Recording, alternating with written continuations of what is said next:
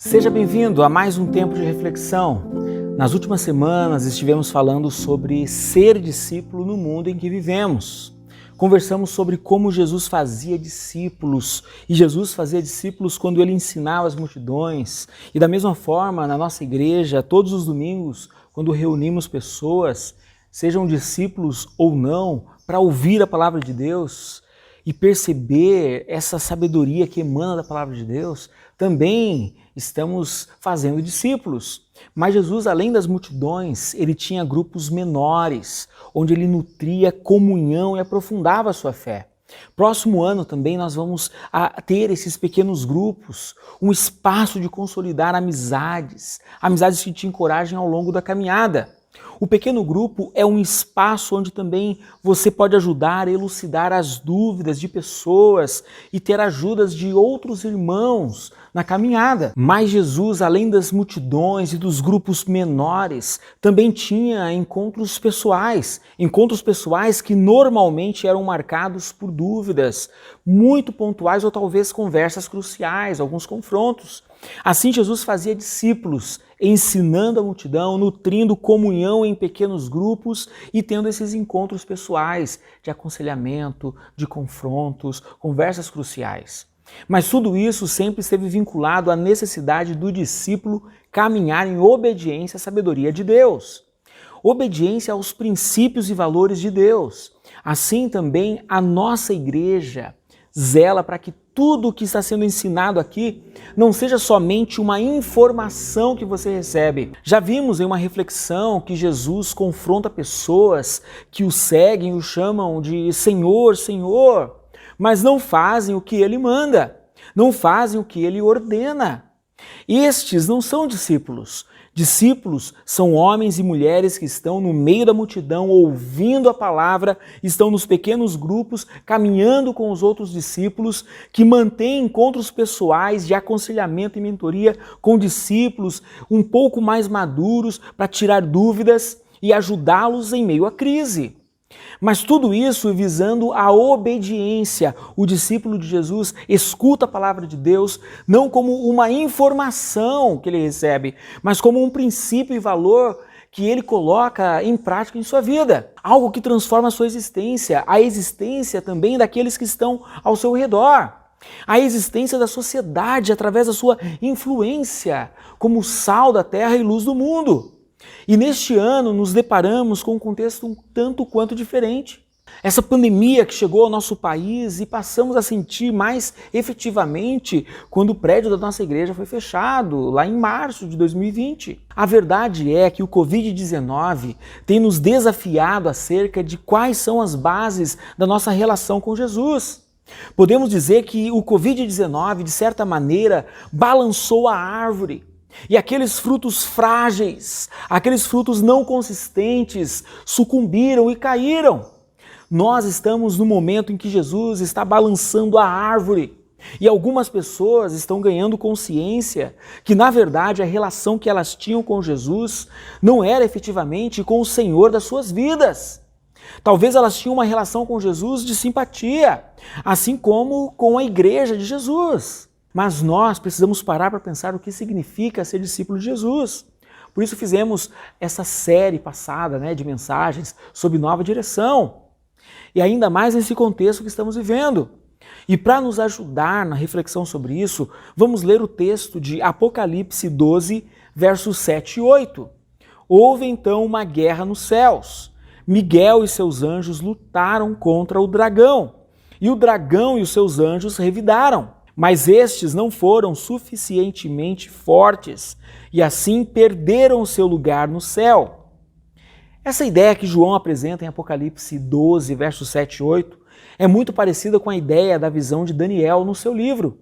Daniel também estava em oração pedindo a intervenção de Deus. E quando o anjo do Senhor vem ao encontro dele, diz que houve uma batalha na eternidade. Então nós temos aqui um retrato de algo que está acontecendo na eternidade e que se reflete na história. Mas é interessante que o que acontece na história também reflete na eternidade. Perceba, o texto diz que o arcanjo Miguel com seus anjos lutaram contra o dragão. uma representação do diabo, o nosso acusador. Isso fica mais claro no verso 10, quando diz: agora veio a salvação, porque o dragão e os seus anjos foram jogados para fora dos céus. O poder e o reino do nosso Deus e a autoridade do seu Cristo, pois foi lançado fora o acusador dos nossos irmãos, que os acusa diante do nosso Deus dia e noite. É interessante percebermos essa imagem do dragão. A palavra diabolos no grego significa literalmente acusador. E Apocalipse 12 diz que o diabo é o nosso acusador e ele estava diante de Deus dia e noite nos acusando. Mas quando Jesus entra na história e naquela cruz ele morre e derrama o seu sangue para pagar as nossas dívidas, o diabo agora não tem mais do que nos acusar. E aí então Miguel e os seus anjos o expulsam da presença de Deus. E Jesus é entronizado no seu reino para todo sempre. E nos versos seguintes de Apocalipse 12 diz assim: eles o venceram pelo sangue do Cordeiro e pela palavra do testemunho que deram. Diante da morte, não amaram a própria vida. E aqui nós temos um problema. Quem seriam esses? Eles o venceram. Quem que vence o diabo? Seria o arcanjo Miguel e seus anjos? Possivelmente não, porque o arcanjo Miguel e seus anjos não poderiam enfrentar a morte, como diz o versículo, não amando a própria vida. Isso é típico da existência humana decaída, em decorrência do que aconteceu lá no capítulo 3 do livro de Gênesis. Logo, eles o venceram, são os nossos irmãos, que são testemunhas na história e que estavam sendo acusados constantemente pelo diabo na presença de Deus. Os nossos irmãos na história venceram o maligno na eternidade. E a grande pergunta é: como isso se deu? Veja só, o texto diz que primeiramente eles o venceram pelo sangue do Cordeiro, ou seja, a obra de Jesus realizada na cruz. Sem a obra de Cristo feita na cruz, nós não teríamos chance nenhuma, porque o diabo continuaria nos acusando na presença de Deus e seríamos culpados. Mas Jesus tomou a nossa culpa sobre si e pagou o preço da nossa condenação. Logo, hoje, diante de Deus, todos os nossos pecados, todas as nossas ofensas, todas as nossas dívidas foram pagas pelo sangue do Cordeiro que foi derramado na cruz. Mas perceba um segundo elemento: e pela palavra do testemunho que deram. É interessante que Romanos capítulo 11 diz que aquele que confessa Jesus como Senhor é salvo. Jesus naquela cruz compra o nosso perdão, compra a nossa salvação e nos oferece gratuitamente. No entanto, para nos apropriarmos desse perdão e dessa salvação, nós precisamos olhar para a cruz e confessar, dar a nossa palavra de testemunho que Jesus é quem de fato ele diz ser e que nós confiamos que a obra que ele fez naquela cruz foi totalmente suficiente para nos reconciliar com Deus. E agora então nós temos paz com Deus. Quando pessoas se tornam membro de uma igreja cristã e são batizadas, elas são batizadas como um sinal visível do que já aconteceu na dimensão invisível. Elas assumiram diante da eternidade, dando testemunho com seus próprios lábios, que elas reconhecem que Jesus é quem diz ser e que o que Jesus fez na cruz foi totalmente suficiente para reconciliá-las com o Deus Criador.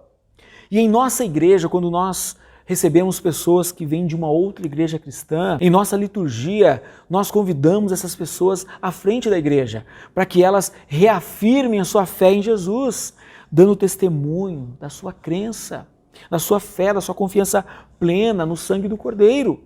E quando declaramos na história que o sangue do Cordeiro tem poder para nos perdoar, nos reconciliar com Deus, isso tem implicações na eternidade.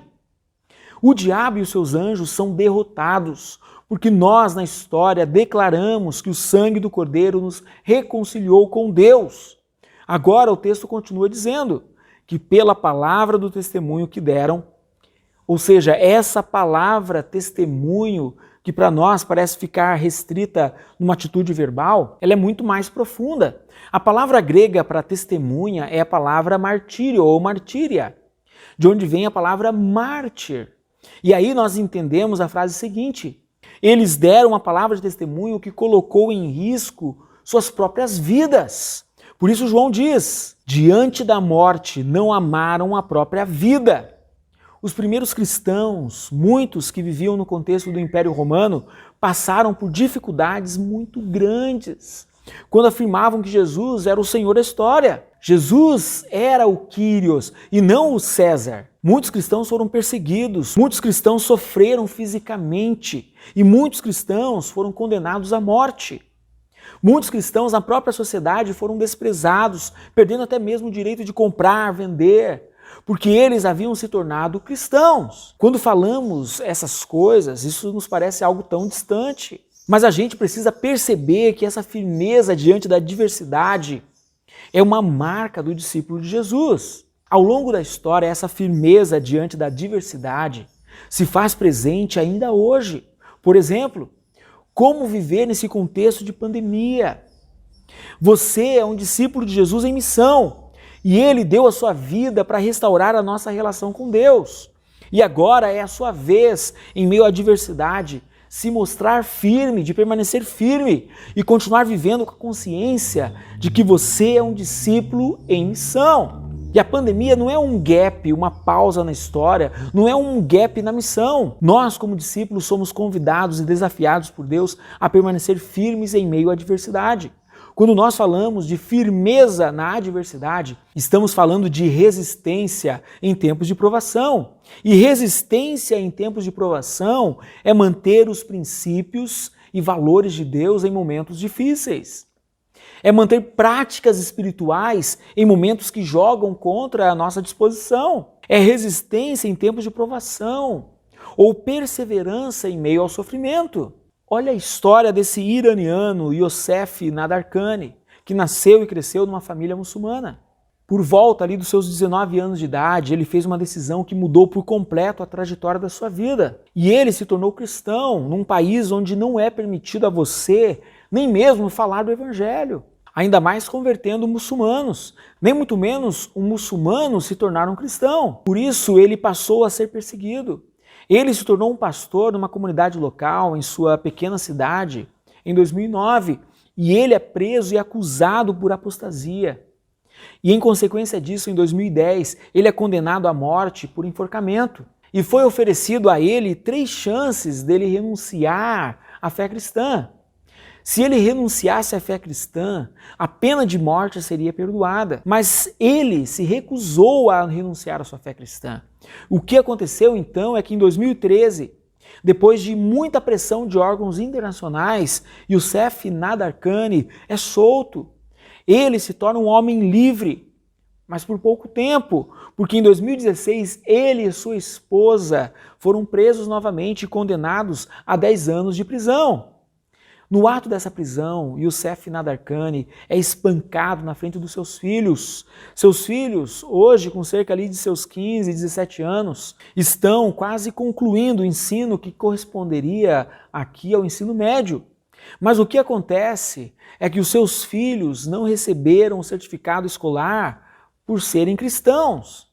É impressionante como existem pessoas que vivem no mesmo momento histórico que nós, mas que para essas pessoas afirmar que Jesus é o Salvador e Senhor das suas vidas tem um preço imensamente maior do que o que nós pagamos em nossa nação, em nossa cultura.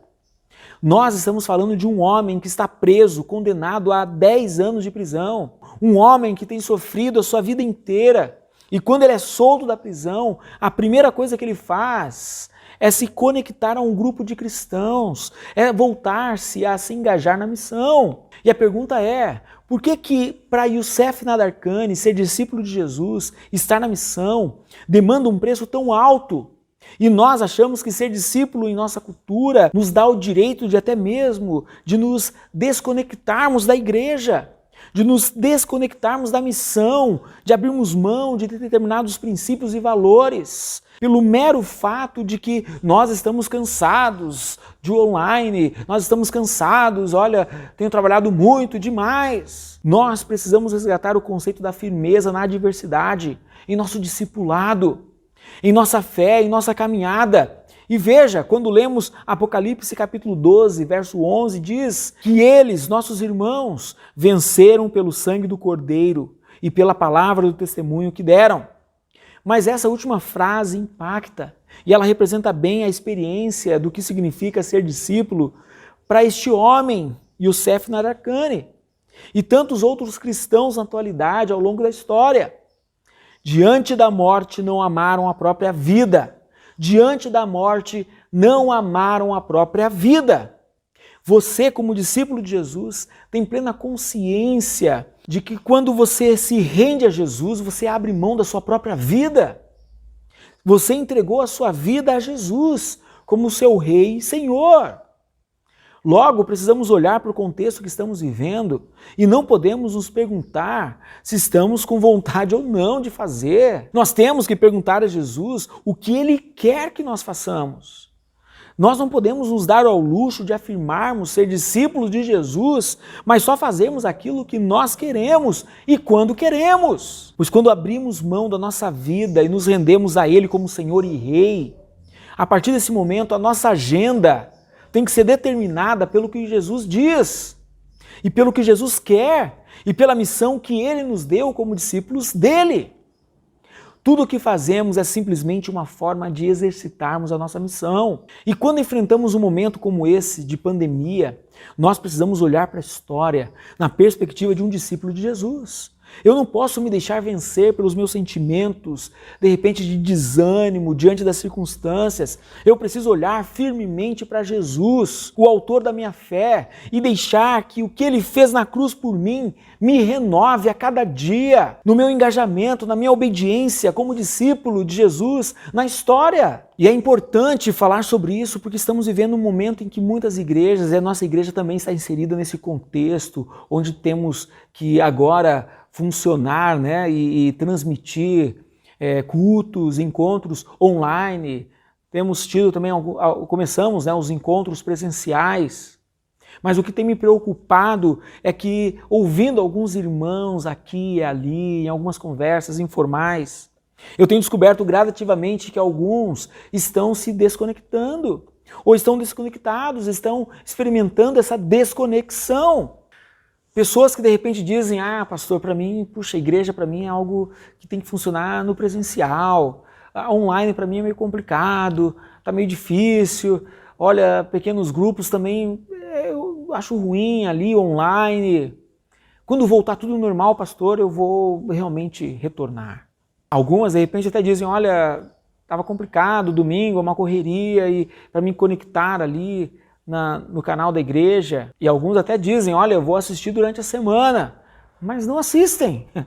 Dificilmente, se você não prioriza o domingo como o dia em que você, como povo de Deus, é conclamado, é chamado a estar dedicando totalmente a Ele, não é durante a semana que isso vai acontecer.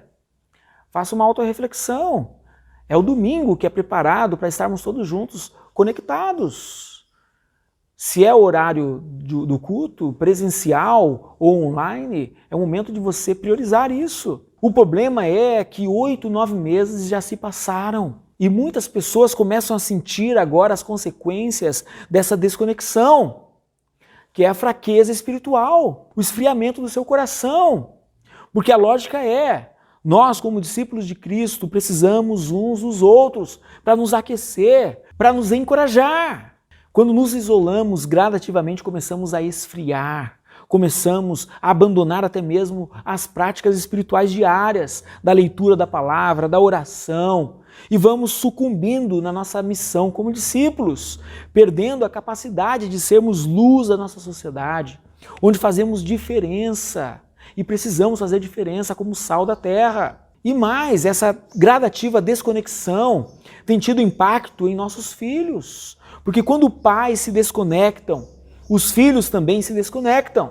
As crianças se desconectam, os adolescentes se desconectam. Os adolescentes que estão cercados por muitos atrativos, que a igreja tem muita dificuldade de competir com esses atrativos. Mas quando os adolescentes percebem que nem mesmo seus próprios pais fazem questão de se manterem conectados à igreja, a caminhada cristã, por que que eles iriam priorizar isso? Por que que eles vão se manter conectados? Eles precisam de pais que o encorajem, não apenas com palavras, mas também com a própria vida, com exemplo. Muita gente que deixou de se conectar porque em pleno domingo, no horário de culto, estavam envolvidos em outras coisas, ou porque estavam assistindo um programa na TV, ou porque simplesmente não valorizam o que está sendo feito. Cuidado! Veja só, além da desconexão gradativa e o impacto sobre os filhos, tudo isso tem sido justificado por essa palavra: cansaço. Mas deixa eu mostrar para vocês uma pesquisa realizada por um grupo, uma organização norte-americana chamada Barna Group. Parte dessa pesquisa foi feita entre os cristãos e igrejas nos Estados Unidos, mas também parte dela foi realizada em mais de 23 países e envolveu inúmeras pessoas para perceber exatamente o impacto dessa pandemia no contexto da igreja. Então, segundo o Barna Group, 35% das pessoas, dos cristãos, estão acompanhando tão somente a sua comunidade cristã, a sua igreja cristã pela internet. Ou seja, de cada 3 cristãos, 1 está acompanhando somente a sua igreja. Agora, o mais assustador, 32% daqueles que frequentavam uma igreja deixaram de acompanhar a igreja, ou qualquer igreja, seja a sua ou seja outra. Então, de cada 3 cristãos, 1 deixou há 8, 9 meses de nutrir, de manter relacionamento com a sua igreja, sua comunidade de fé. Mas pare e pense comigo, seria essa uma atitude de alguém que se afirma discípulo de Cristo? Ainda, 18% estão acompanhando diferentes igrejas, em parte porque talvez em algumas igrejas pequenas, sem estruturas, os cristãos que ali congregam estão assistindo igrejas que tenham essa estrutura de transmissão online, pelo fato de uma igreja pequena não ter essa estrutura, que não é o nosso fato, por exemplo, né? Nós temos disponibilizado material de alta qualidade, de áudio, filmagem, para que sirvamos, né, bem os irmãos em nossos encontros e transmissões online. Ou se não, em meio à pandemia, os crentes estão descobrindo que tem de repente um pregador X que é melhor do que o seu pastor, ou um pregador Y que é um pouco mais divertido, né, que o seu pastor, e eles estão migrando então para outras igrejas. E aí então nós chegamos nos 14% de pessoas que efetivamente durante a pandemia não estavam apenas acompanhando diferentes igrejas, eles efetivamente mudaram ou abandonaram a sua igreja e foram para uma outra igreja. Deixa eu primeiro falar sobre esse dado aqui. 35% que acompanham somente a sua igreja cristã. E não podemos afirmar com certeza de que todos esses 35% que estão aqui, nesses dados, são discípulos de Jesus. Agora eu diria que todo aquele que se afirma de ser discípulo de Jesus deveria estar dentro desse grupo. Todo aquele que diz, eu sou discípulo, deveria estar dentro desse grupo. Pessoas que, apesar da pandemia, se mantêm conectadas à sua igreja local. Apesar das dificuldades, apesar do cansaço, elas se mantêm conectadas e servindo como pode. Veja Atos, capítulo 2, verso 46, onde temos um retrato da igreja cristã primitiva, que diz, eles continuavam a reunir-se no pátio do templo, partindo o pão em suas casas, e juntos participavam das refeições, com alegria e sinceridade de coração. Lendo esse versículo, nós temos aqui um princípio por trás dessa descrição. O princípio é o ajuntamento de irmãos e irmãs para se encorajarem mutuamente, a conexão uns com os outros para se abençoarem mutuamente. É interessante que no livro de Hebreus, capítulo 10, verso 25, diz assim, não deixemos de reunir-nos como igreja, segundo o costume de alguns. Parece que essa desconexão da comunidade de fé já se fazia presente no primeiro século. Diante das dificuldades, alguns irmãos, eles optavam por se desconectar. E o texto continua, mas procuremos encorajar-nos uns aos outros, ainda mais quando vocês veem que se aproxima o dia. É interessante essa dimensão da comunidade cristã, do encorajamento mútuo. Nós não podemos perder essa conexão, porque quando nós perdemos essa conexão, passamos gradativamente a nos enfraquecer. Agora vamos falar dessas duas últimas barras aqui, que aparecem aqui no gráfico, de pessoas que acompanharam diferentes igrejas, ou seja, domingo elas pegam, ligam a televisão ali no YouTube e elas já têm ali os seus canais prediletos e elas vão passando de igreja em igreja até que elas acham assim, olha, essa pregação é legal, esse tema é bacana. Não todos, mas me parece que esse tipo de crente é aquele que assiste, né, o sermão on demand, sob demanda, né? Ou seja, ele escuta o que ele quer, ele escolhe o que vai ser tratado, ele não se dá o direito de ser confrontado, ele não se dá o direito de ouvir uma palavra que é necessária a ele não se dá o direito de ser desafiado no modo de pensar, num aspecto de repente que ele não havia pensado. Ele quer escolher a mensagem.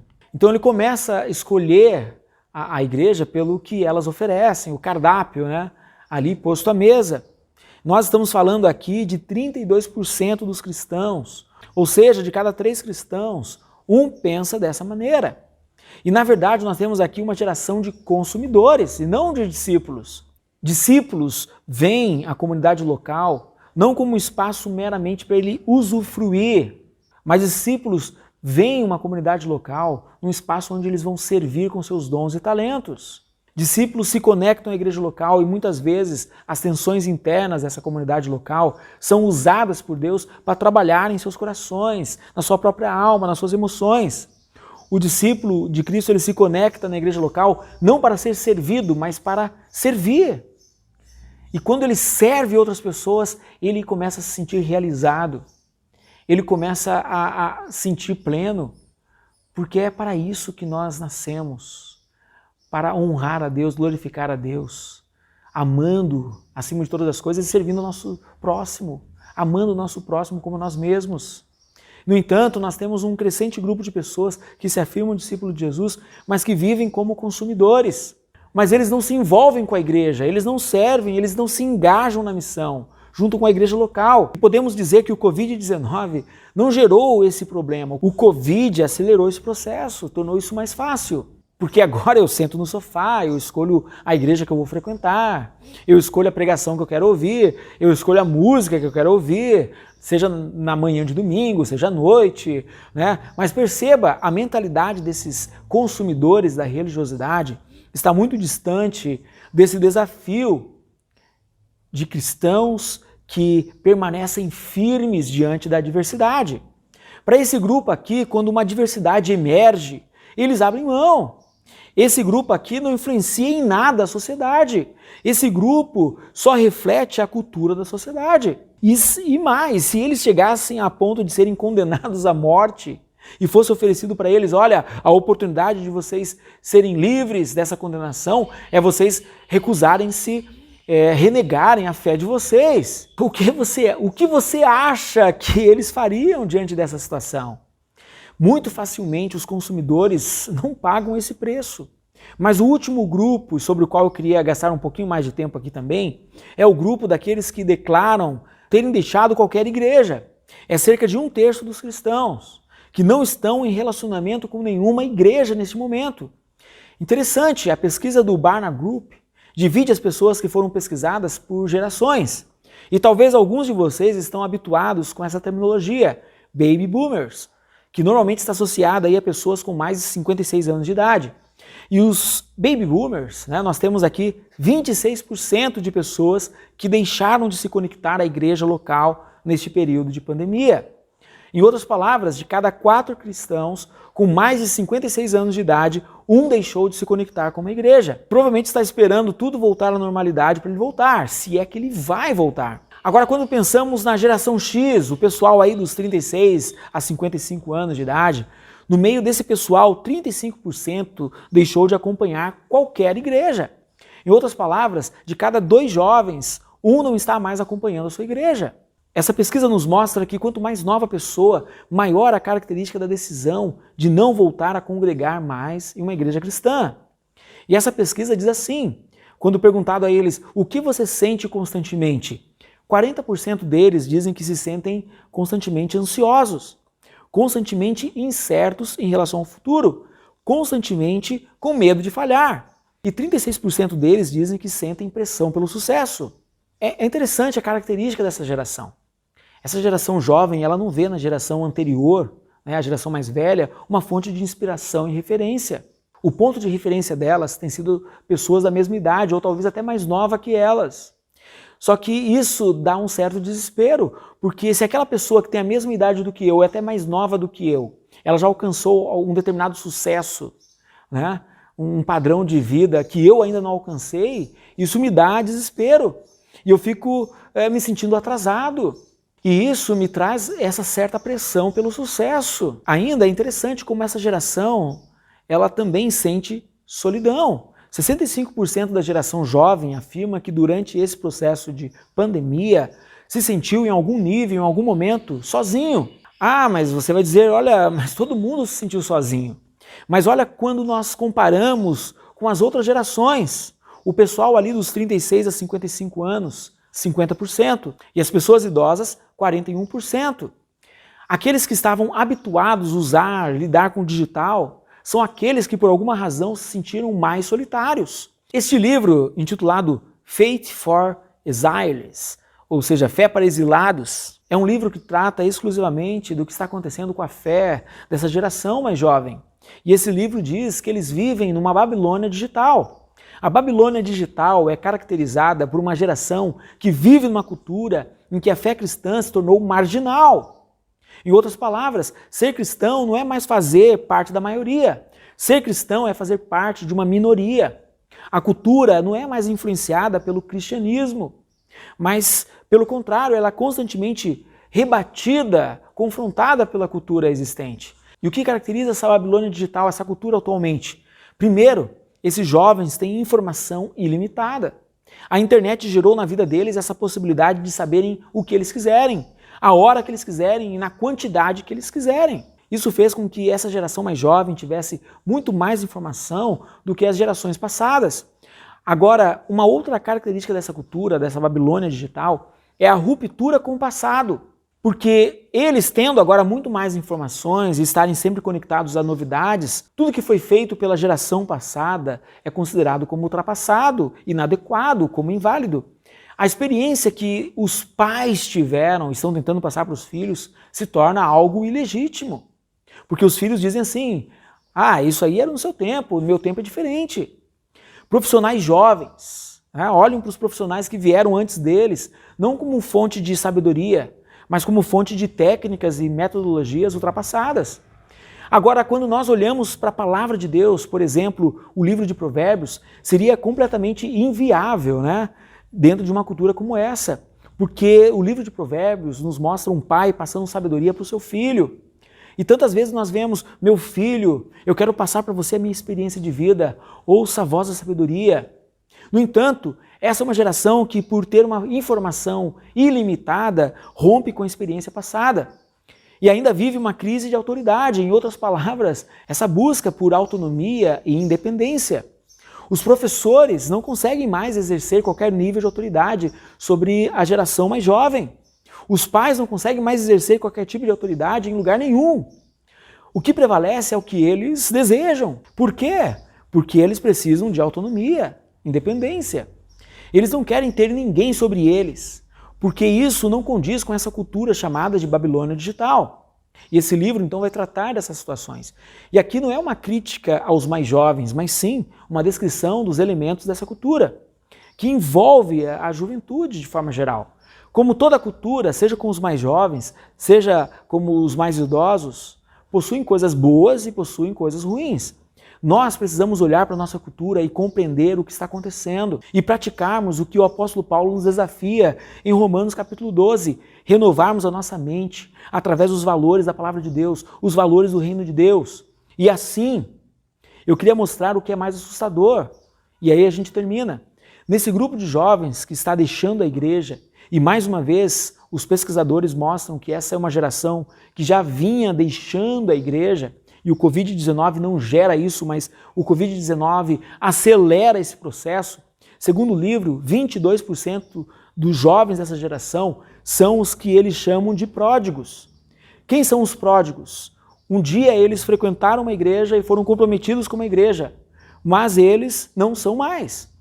30% são nômades. O que significa isso? Eles dizem crer em Deus, mas não frequentam igreja nenhuma. 38% são meros frequentadores. Eles frequentam uma igreja, mas quando você faz perguntas para eles acerca da fé, o que eles pensam acerca da palavra de Deus, eles não têm convicção nenhuma.